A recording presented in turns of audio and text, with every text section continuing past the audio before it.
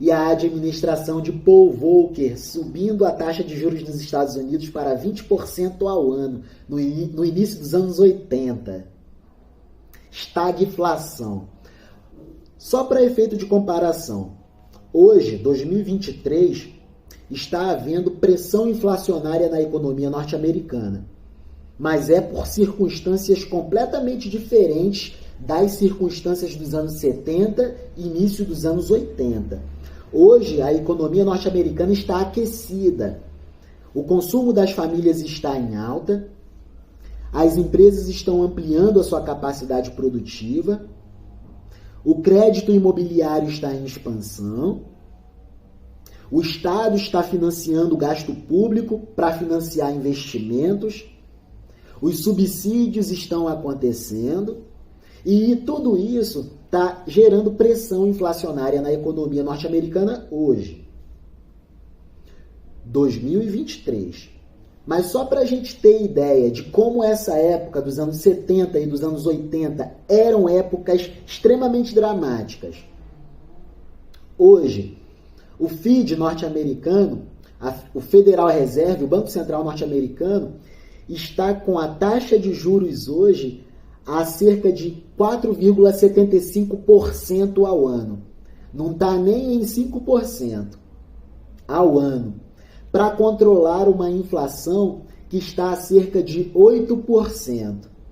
Nessa época aqui do Paul Volcker, ele jogou a taxa de juros a 20% ao ano para controlar uma inflação de 15%.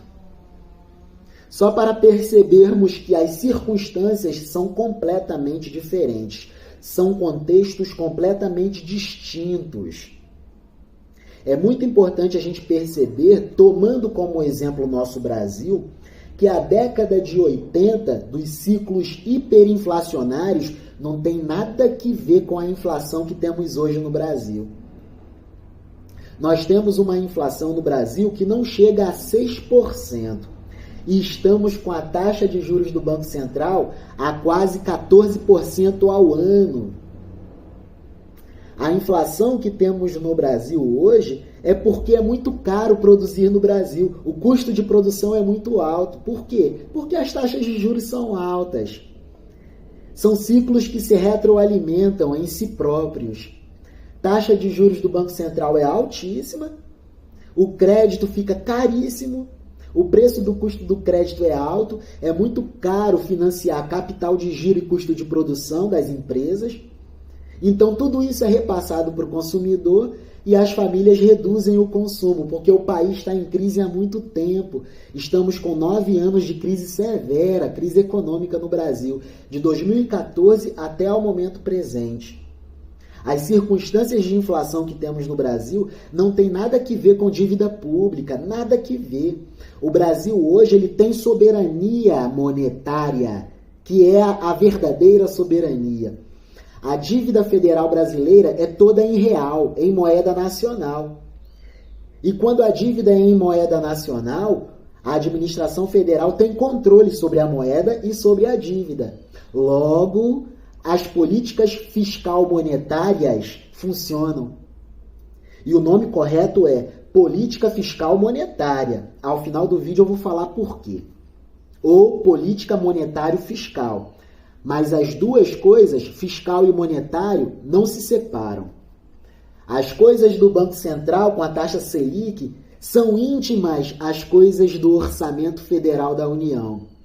Por isso que o Banco Central nunca foi e nunca será independente. Afinal, nós bancamos a dívida federal. E a principal despesa do orçamento federal é a gestão do Banco Central com a taxa Selic a quase 14% ao ano.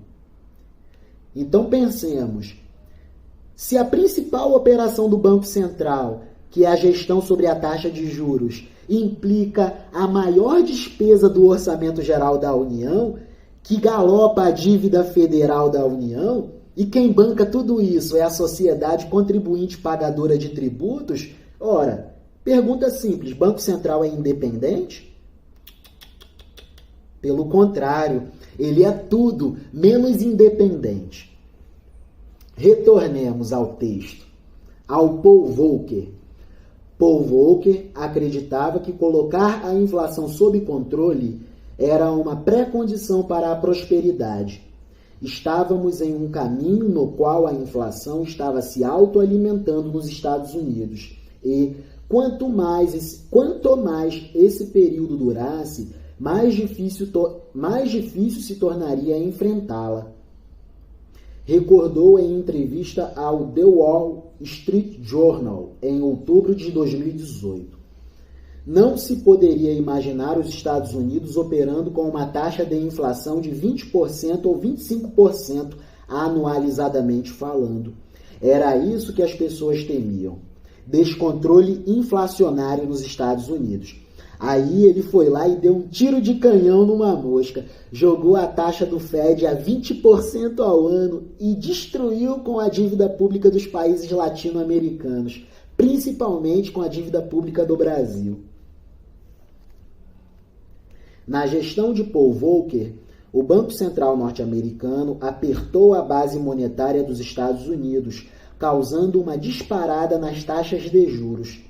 A economia dos Estados Unidos passou por 2 recessões durante o primeiro mandato de Paul Volcker à frente do Banco Central norte-americano, com o desemprego chegando a um pico de 10,8% em 1983. As circunstâncias são tão distintas que hoje a taxa de desemprego dos Estados Unidos nos chega a 3%. Aqui, nessa época, em 1983, quase 11%. São crises completamente diferentes. Hoje não podemos falar em crise inflacionária nos Estados Unidos. Por quê? Porque a economia navega no pleno emprego. A economia norte-americana hoje navega no pleno emprego. O Fed está tentando controlar os picos de superaquecimento da demanda, consumo das famílias, investimento empresarial e gasto do governo norte-americano. Estão percebendo? Mas a economia norte-americana navega no pleno emprego. Aqui no Brasil, não. Hoje, aqui no Brasil, nós estamos com 9 anos de crise severa e com o Banco Central jogando a taxa de juros a quase 14% ao ano. Com mais de 10 milhões de pessoas desempregadas, mais de 40 milhões de pessoas na informalidade, taxa de juros a 14% ao ano. Precisamos conversar inteligentemente sobre isso.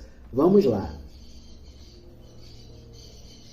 1983, quase 11% a taxa de desemprego nos Estados Unidos.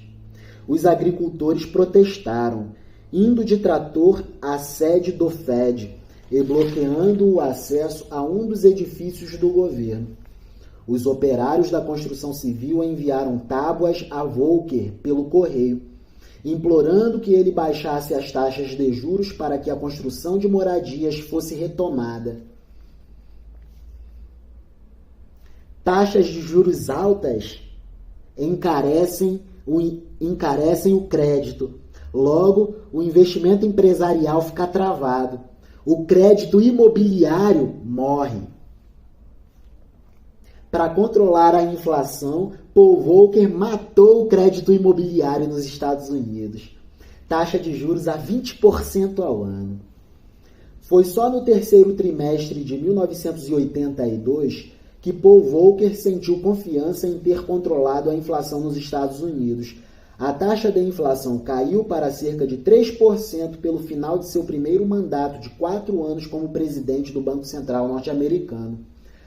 A taxa referencial de juros norte-americana explodiu na virada dos anos 70 para os anos 1980, a fim de que o Banco Central norte-americano controlasse a inflação generalizada e persistente por longo tempo na economia dos Estados Unidos da América.